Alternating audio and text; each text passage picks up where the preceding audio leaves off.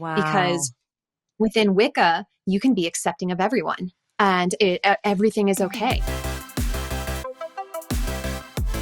So, as Christian parents, I'm just like going through in my mind as you're talking, like the entertainments that my kids take in, the games they play, things like this.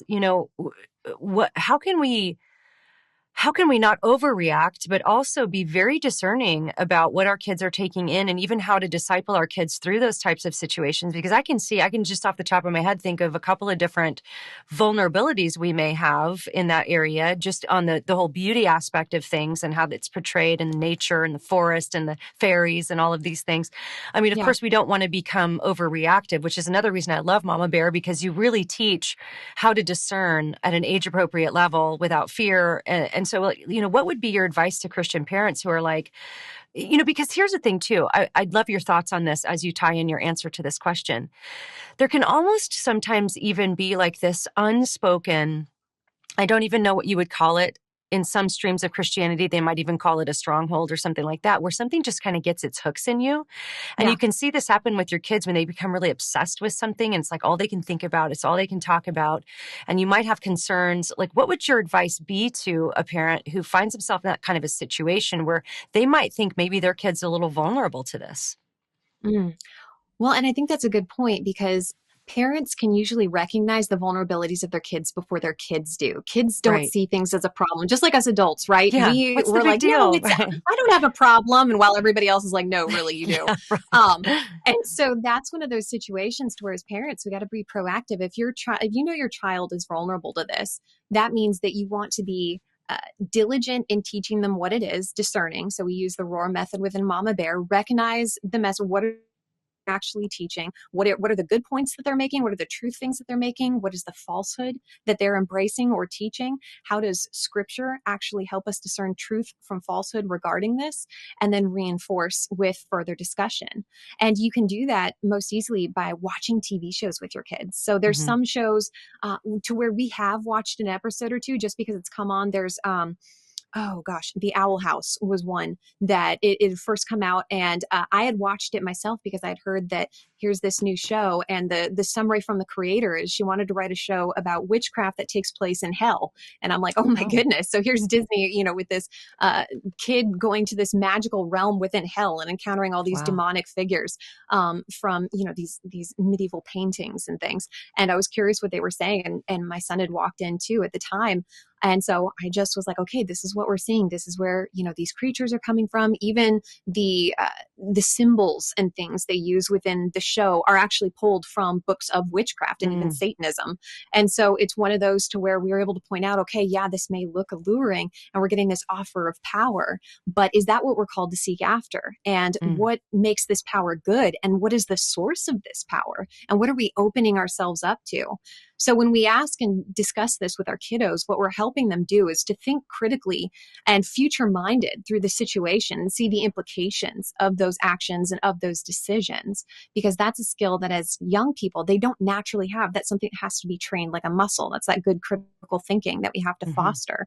So with our kids, we do want to make sure that we are gradually training them to recognize these things because the world is bringing them back in. I mean, this past year, it's like the 90s are back in vogue. And what was Right. all about the 90s? It was all like goth and Wicca. Like The Hmm. Craft came out then.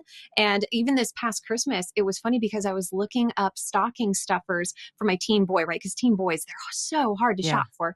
And most of the suggestions for girls for stocking stuffers were decks of tarot cards and smudge Wow. sticks that you can burn and cleanse your dorm room or cleanse your bedroom.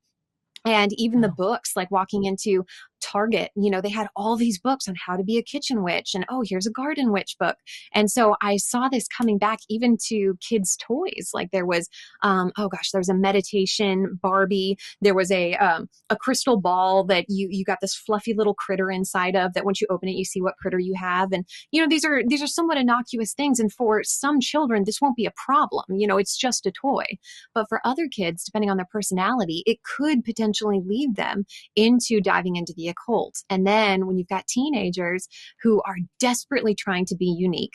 And what's so unique about Gen Z now is their social community is the world because of social media. Before, it was just their classroom and the neighbor kids. Like, that was it. So they didn't have to work really hard to stand out or to find themselves within that community. But now we have social media to make their community that they're having to compete with for their own identity and to stand out as the world. Well, now we have to look for more dramatic, overt ways to try and not feel left out, to feel unique and different. And one of the ways to do that, especially now, because Christianity is seen as so oppressive and judgmental and anti-LGBTQ and all these things. Well, being a witch actually has some sort of spiritual intersectionality points with it. Wow. Because within Wicca, you can be accepting of everyone, and everything is okay. And you are there to, put goodness out. In fact, that's the read within Wicca is, as it harm none, do as ye will. Meaning, as long as you're not hurting somebody, you can do whatever you want. So there's this illusion of freedom there. And then there's within Wicca is you don't have to evangelize anyone. Everybody's just on their spiritual path, and that is your goal, is to find your path. So now you don't have to evangelize. You can be accepting of anyone. There's no judging, quote unquote, within there. And so this is really appealing. And what we're finding, even within youth groups, is there's this allure to crystals and that sort of thing. And young people, especially, and even Christians, they don't see anything wrong with that. They don't see the tension within, well, what if I have some crystals in my house that are, cleansing the space with these energies? I mean, that's fine, right? Because they're crystals and God made them. So what's the big deal? And there was one gal that I met, she was actually going to be the nanny for a family. She was from California, and she was huge into, sort of new age spiritualism. And she did a lot of work with crystals and that sort of thing. And she just commented one day, she was like, you would be so surprised how many Christians I have as my clients who want me to come in and cleanse their space and use crystals, and they don't see any tension with that. So I think that stems from a fear of being perceived as judgmental from the world, the allure of not having to fulfill the Great Commission, or maybe have that tension of, wait a second, this person may be acting immorally. No, we don't have to worry about that anymore within Wicca. And then within Wicca, the goal is to try and do as much good as possible. Like, I'm the source of this good. I put out good, because there's also this belief, kind of this karmic belief that whatever you put out into the world will come back to you threefold. So if you put out goodness, it'll come back to you threefold. If you put out badness, it'll come back to you threefold. So the goal is to try and seek after good. But I mean, as apologists, as Christian thinkers, okay, what do you mean by good? What is the source of this good? What is this good glorifying? I mean, these questions don't often come up, or not interactive within the church setting. So many teens and young Christians are falling into this new age revival that we're seeing coming through the church right now, and saying, well, this isn't a problem. I can just go ahead and dabble in this stuff too, and just be a loving Christian.